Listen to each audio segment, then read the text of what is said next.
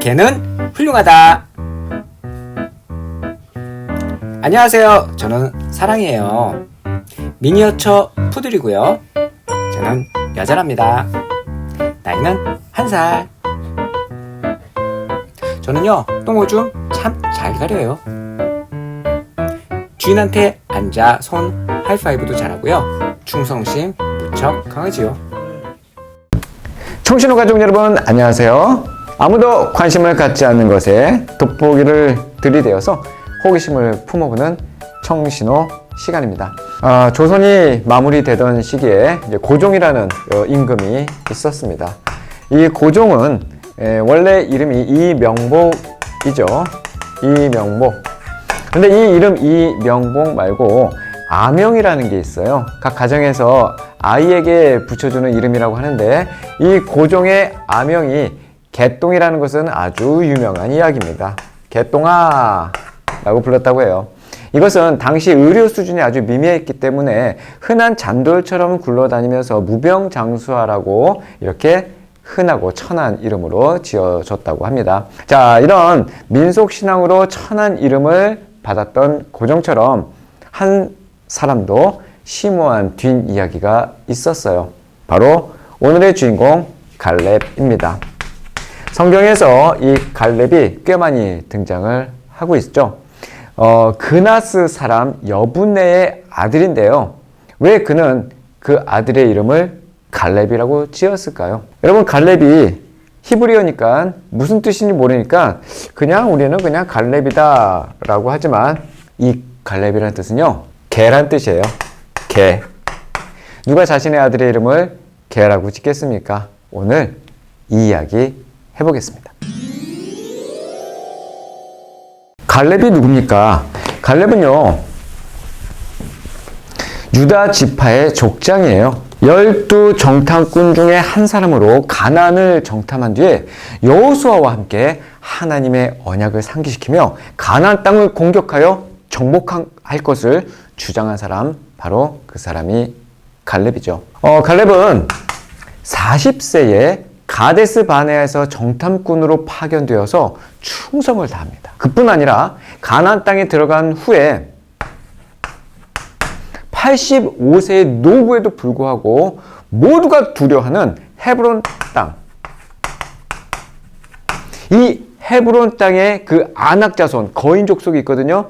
그 족속이 살고 있는 그 헤브론 산지를 정복하고 분깃을 받음으로써 하나님의 언약을 이루어 나가는 일에 앞장선 신실한 믿음의 용사입니다. 이 산지를 내게 주소서. 이 노래 아세요? 산지를 내게 주소서. 그 산과 그 땅을 내게 주소서. 그날에 주께서 말씀하신 그 산지, 이제 내가 주님의 이름으로 그 땅을 취하리니. 이것은 땅에 관심을 많이 갖고 부동산을 취하라는 그런 이야기가 아니죠. 많은 분들이 부동산은 취득 소원가로 부르고 있는 경향이 있어요. 그렇지 않습니다. 당시의 갈렙은 하나님께서 언약으로 주신 그 땅만 바라보고 있었습니다. 보암직도 하고 먹음직도 한 다른 땅들이 많이 있었음에도 불구하고 그의 눈에는 하나님이 언약으로 준 이 헤브론 땅밖에 보이지 않았던 것이죠.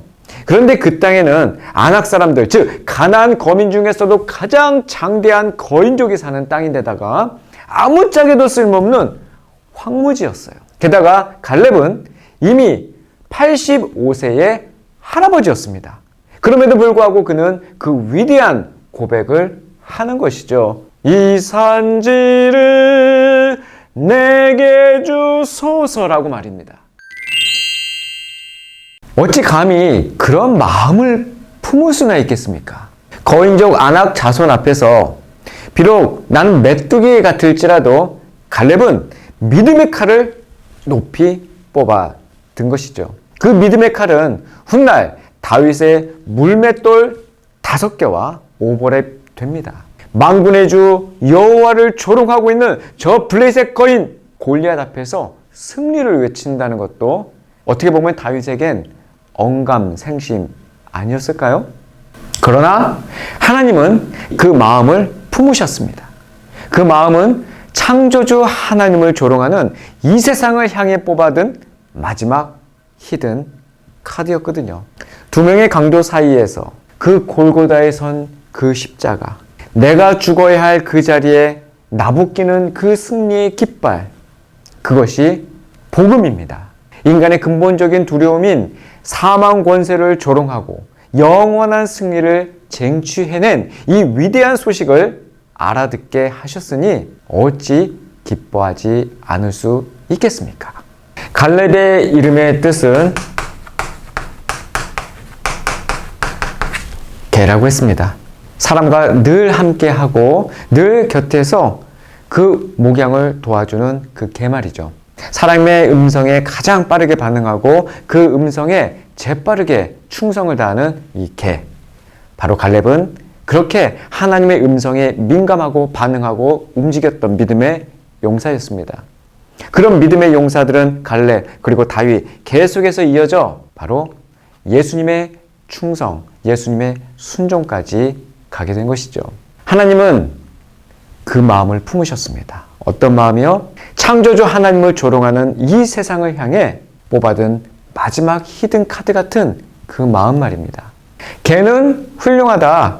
그러나 하나님은 정말 더 훌륭하시다. 시편 78장 4절에 이런 말씀이 있어요. 우리가 그것들을 자녀들에게 숨기지 않고 여호와께서 하신 훌륭한 일들과 그 능력과 그분이 하신 놀라운 일들을 다음 세대에 전해줄 것이다. 두 명의 강도 사이에서 골고다의 십자가는 섰습니다. 그 십자가는 어떤 십자가입니까? 로마 형틀입니다. 로마의 사형 틀입니다. 내가 죽어야 할 그 자리에 하나님은 승리의 깃발을 골고다 언덕에 꽂아 놓으신 것이, 그것이 복음입니다. 인간의 근본적인 두려움인 사망 권세를 조롱하는 놀라운 승리의 깃발입니다. 영원한 승리를 쟁취해낸 이 위대한 소식을 우리는 알아듣는 자가 되었습니다. 이것이 성도인 것이죠. 그러니 우리는 비록 개 같은 인생으로 이 땅에 살고 있지만 이 얼마나 기쁜 일이 아니겠습니까?